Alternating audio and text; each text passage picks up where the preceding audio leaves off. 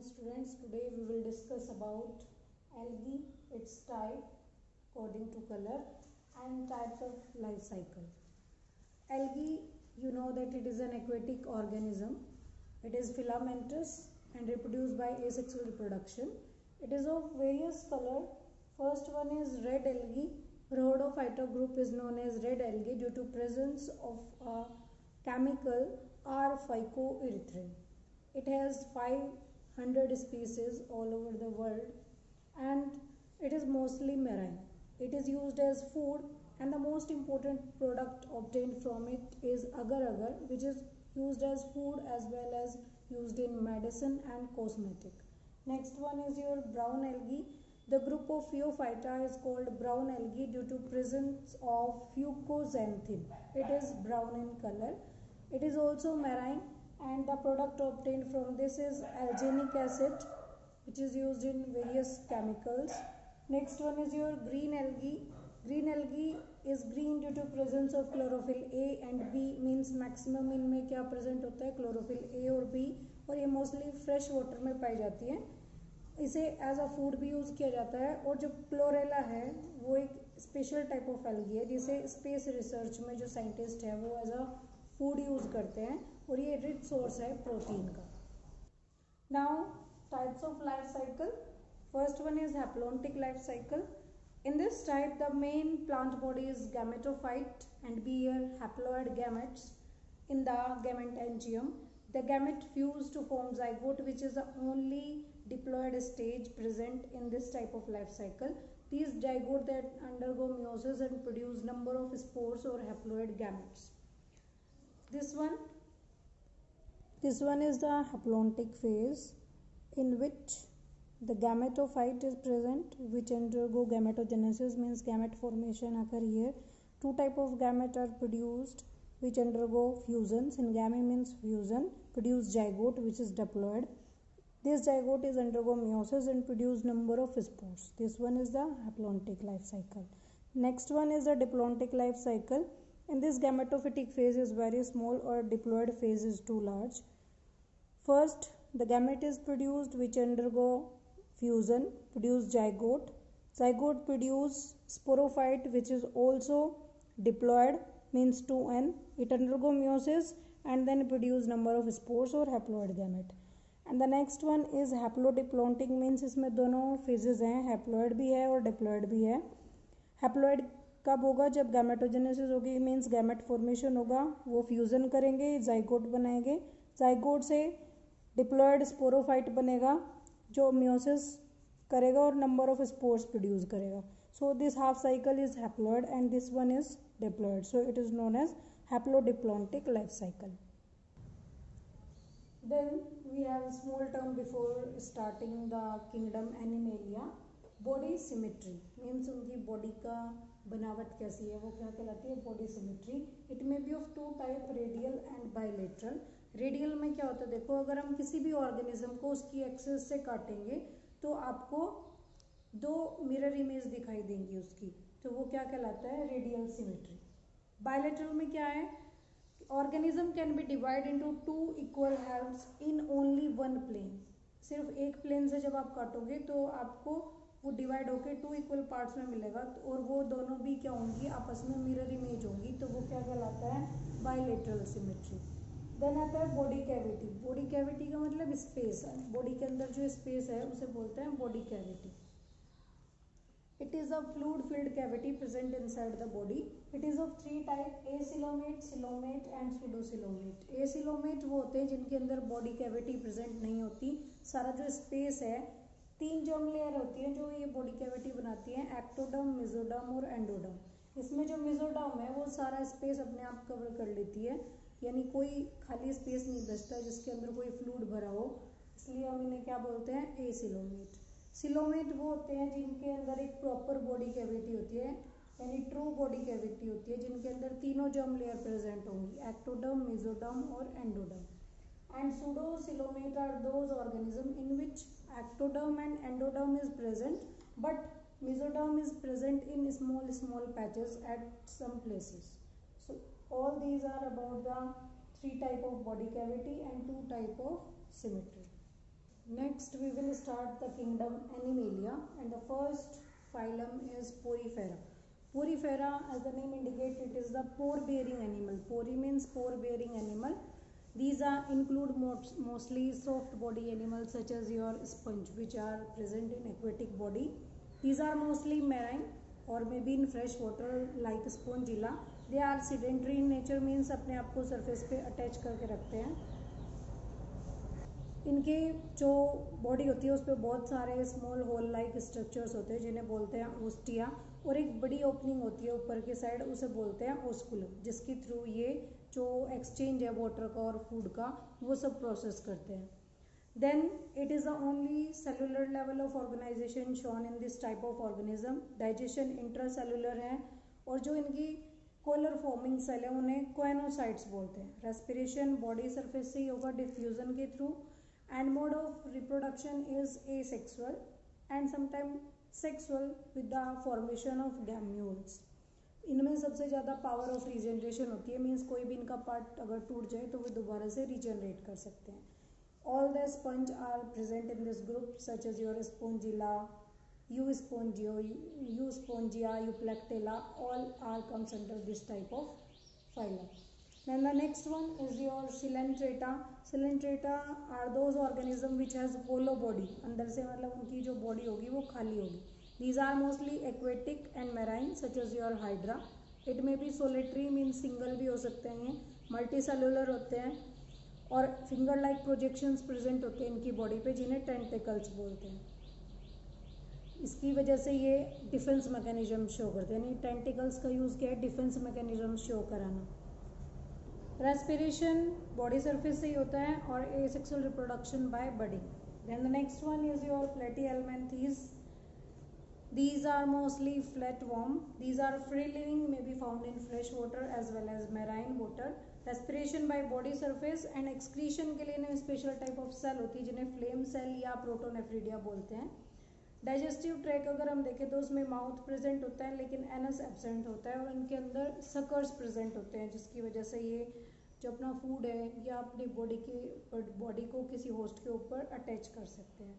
Nervous system well develop था, यहाँ पे ब्रेन बनना शुरू हो गया था.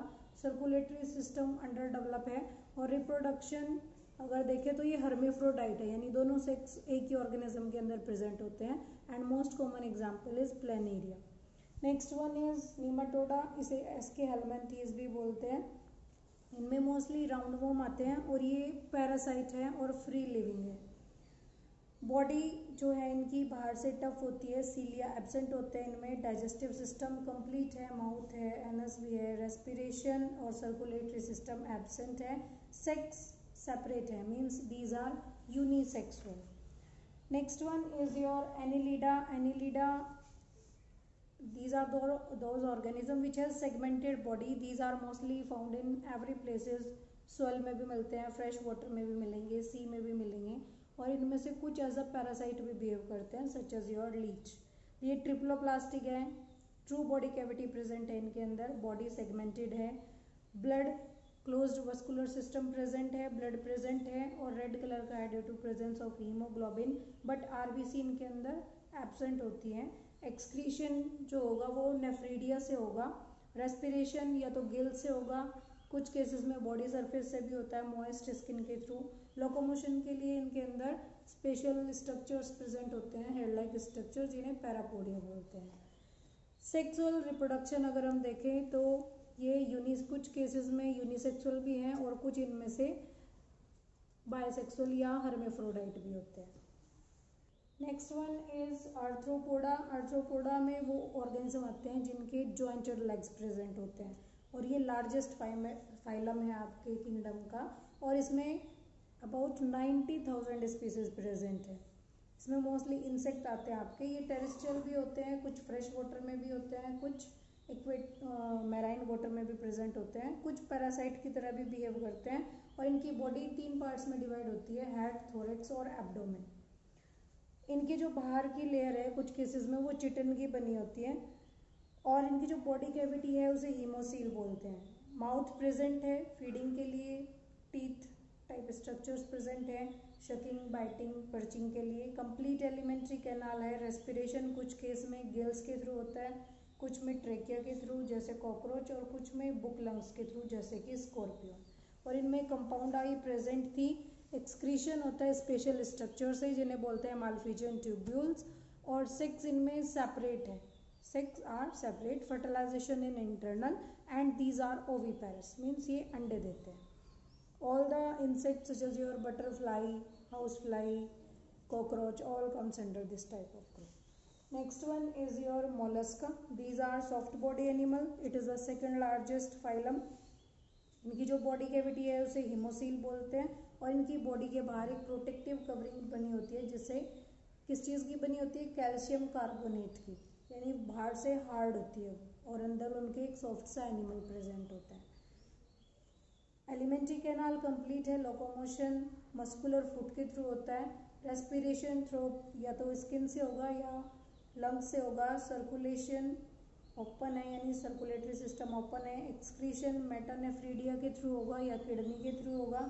और सेक्स इनके अंदर भी क्या है, सेपरेट है। And most common example is Pila, octopus etcetera. Next one is Echinodermata. It include those animal which has spines, कांटेल जैसे स्ट्रक्चर प्रेजेंट होते हैं जिनकी बॉडी पे।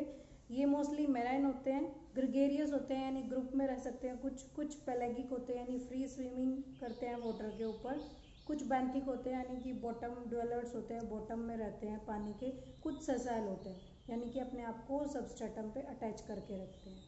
ये स्टार लाइक या डिस्क लाइक शेप के हो सकते हैं, कुछ फ्लावर शेप के भी हो सकते हैं। ट्रिप्लोब्लास्टिक होते हैं, और जो इसका एंडोस्केलेटन है वो कैल्शियम कार्बोनेट का बना होता है। हेड इनके अंदर प्रेजेंट नहीं होता। ये ओरल या एबोरल सरफेस होता है इनकी बॉडी का, और इनके अंदर एक वाटर फील्ड सिस्टम होता है जिसे वाटर वस्कुलर सिस्टम बोलते हैं। लोकोमोशन के लिए इनके अंदर ट्यूबफिट प्रेजेंट होते हैं जो लोकोमोशन का भी काम करते हैं और एक्सचेंज ऑफ गैस का भी काम करते हैं। सेक्स इनके अंदर सेपरेट है, एक्सक्रीशन एब्सेंट है, और इनमें पावर ऑफ रीजनरेशन सबसे ज़्यादा होती है। Most common example is your starfish. Chordata, vertebrata. Chordata में कौन से ऑर्गेनिज्म होंगे जिनके अंदर एक बैकबोन लाइक, एक रोड लाइक स्ट्रक्चर होगा उनकी बॉडी को सपोर्ट प्रोवाइड करने के लिए, वो कौन से होते हैं, कोर्डेटा। ये बहुत सारे सब फाइलम में डिवाइडेड हैं, ये सब क्लासेस में डिवाइडेड है, जैसे प्रोटोकोर्डेटा, यूरोकोर्डेटा एटसेट्रा।